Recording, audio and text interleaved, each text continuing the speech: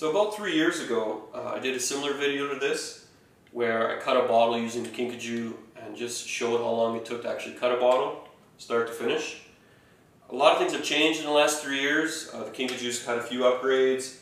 Our separation system now uses these ties, which makes it a lot easier. And our finishing process now, we have diamond pads, which helps get that nice polished finish that everybody wants. And I thought it was probably time to update the video. Back in the original video, I had used an iPhone with a timer just to kind of show how long it actually took. I also wanted to show that the video wasn't being edited in any way. It was just, continuous video. So I thought, let's do that again. This time we'll just use an iPad, and let's get started. First step is to just get the kinkajou placed on the bottle where you'd like that score line to be. Once it's on there, you can drop the blade. You only want to go around once, and until you hear that click right there, it means you've gone around the bottle once and you basically ended up right where you started. Second step is to put on these separation ties. They don't need to be very tight. What you want to do is line them up on each side of that score line. If you don't use a separation system like a tie like this, what will happen is the hot water that we're about to use will just crack the bottle everywhere. So once those are on where you need them to be, I'll turn on a little bit of cold water here.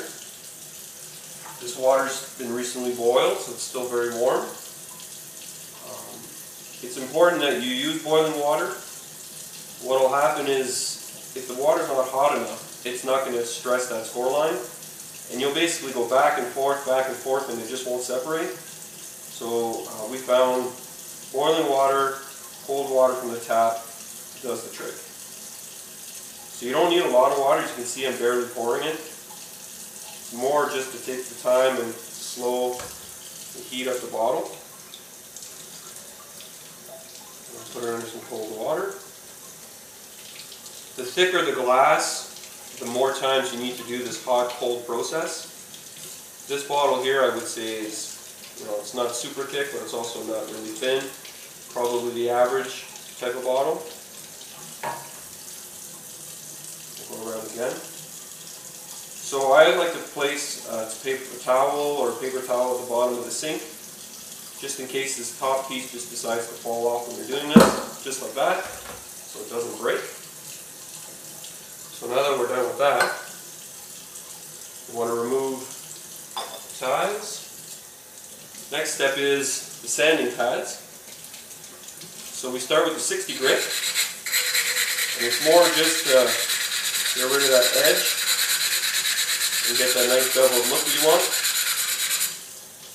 You got to do this with water, otherwise it creates a dust that you don't want to breathe in. Plus it's just a lot easier with water. Once I'm done the outside edge, these pads are curved, so I'll do the inside edge, makes it nice and easy. There are other diamond pads on the market, not specifically for bottles, so they don't have this curved edge. It just makes it a lot harder to get into the bottle. And then I'll just do the surface.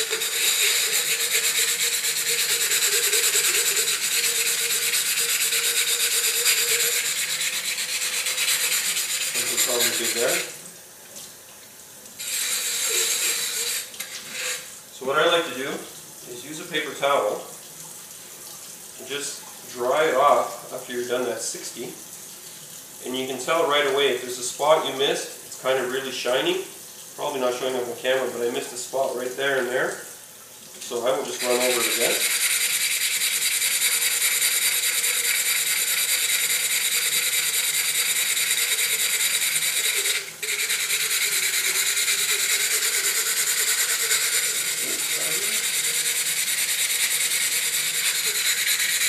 I think that'll be good.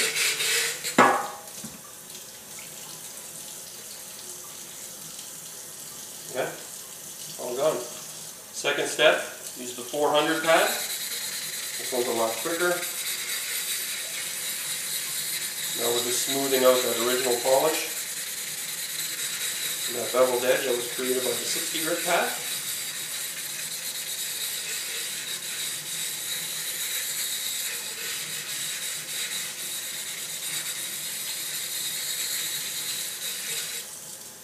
Okay, and then the last step is a piece of 200 grit, or sorry, 2000 grit.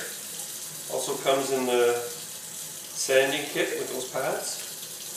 The step's fairly quick. It's just going around for 30 seconds just to kind of clean it up. I think we're probably done. We'll rinse that up. We'll use the paper towel. Stop the timer. Just over 5 minutes. And there you go. Gorgeous looking glass, beveled edge. Let me see if I can get this focused in here for you.